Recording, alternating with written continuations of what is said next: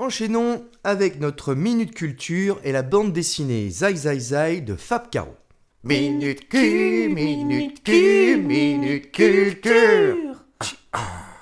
On pourrait décrire Zai Zai Zai comme un road movie en bande dessinée.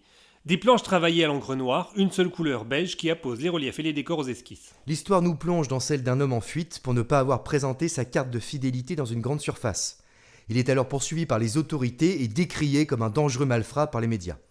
Alors l'extrait qu'on a choisi de vous faire partager, c'est d'ailleurs une parodie de chaîne d'information continue qui rapporte des événements insignifiants en temps réel. On voit une succession d'images affichant tantôt le présentateur de JT et tantôt la journaliste de terrain, face caméra, micro à la main. Nous retrouvons sur place Nathalie Martois-Brossard. Nathalie, est-ce qu'on en sait un peu plus ? Écoutez Bruno, non. Au moment où je vous parle, nous ne savons absolument pas ce qui se passe. Il pourrait très bien s'agir d'une prise d'otage, mais nous n'avons aucune information dans ce sens pour l'instant. Et si prise d'otage il y avait, rien n'indique à l'heure qu'il est quel serait le nombre d'otages impliqués. Nathalie Martois-Brossard, pourrait-il y avoir des enfants parmi les otages ? Écoutez Bruno, rien ne nous permet d'affirmer à ce stade qu'il y aurait des enfants parmi les otages. Mais si tel était le cas, certains d'entre eux pourraient très bien souffrir d'asthme chronique ou de diabète. Auquel cas, ils nécessiteraient un soin médical urgent, la situation serait préoccupante. Les parents, que l'on imaginerait très choqués, seraient alors immédiatement placés en cellule psychologique.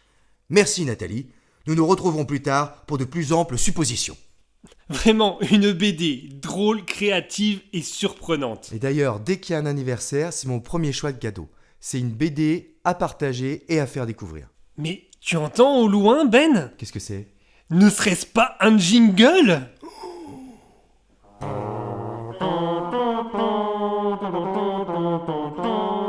Oh Marty, nom de Zeus !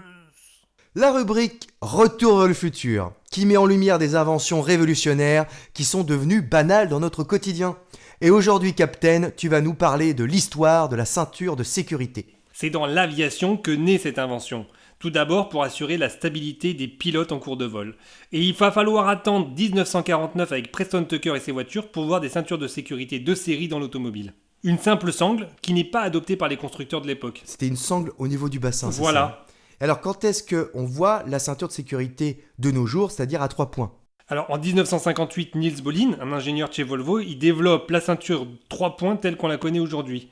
Suite à des essais concluants, le dispositif est installé de série sur les Volvo. Et du coup, ça signifie que ce dispositif n'était disponible que sur les Volvo. Ouais, sauf que très rapidement, considérant l'importance et l'efficacité de cette invention, Volvo décide de mettre à disposition le brevet pour tous les constructeurs mondiaux. Ça veut dire qu'ils ont filé le brevet gratos. Oui, et cela a permis de sauver des centaines de milliers de vies. Comme quoi le bien commun peut donc être parfois considéré comme plus important que le profit.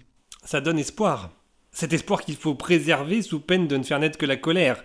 Qui est le sujet de ta tribune aujourd'hui, Ben ? I have a dream that one day this nation will rise up and live out the true meaning of its creed. We hold these truths to be self-evident that all men are created equal. Et oui, chers auditeurs, je suis en colère. La colère, la colère, la colère. Je suis fort en colère. En colère au traitement infligé à la colère dans notre société.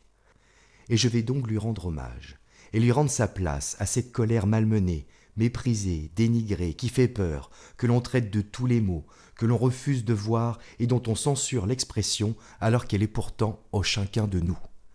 Car comme la joie, la tristesse, la peur, la colère est une émotion intrinsèque à chaque être. Et de manière sournoise et pernicieuse, on nous empêche de nous mettre en colère. Ah non mais la colère ce n'est pas bien. Ne vous mettez pas en colère enfin, c'est pas parce que vous êtes viré qu'il faut vous fâcher. En revanche, vous avez le droit de pleurer. Lorsque l'on porte atteinte à nos droits, à nos valeurs, nous avons le droit de la manifester cette colère, de l'exprimer. Elle est légitime et légale cette énergie. C'est une force qui nous anime pour renverser des montagnes et se lancer dans les combats. Car la colère nous donne la force de rompre avec le silence devant l'injustice, nous remplit de courage, du courage de dire non, de nous défendre. C'est pour cela qu'aujourd'hui, certains font tout pour l'ignorer, la dénigrer, la rendre coupable. On la traite de casseur, de vandale, de voyou, on détourne l'attention du fond de cette colère. Alors qu'elle soulève les foules, libère la parole, les peuples, qu'elle crée des lendemains meilleurs et solidaires. Nous avons le droit à la colère, nous avons le droit de l'exprimer, nous avons le droit de la manifester. Aujourd'hui, ma colère est en colère, et comme le disait l'abbé Pierre, la colère, monsieur, mais c'est une vertu.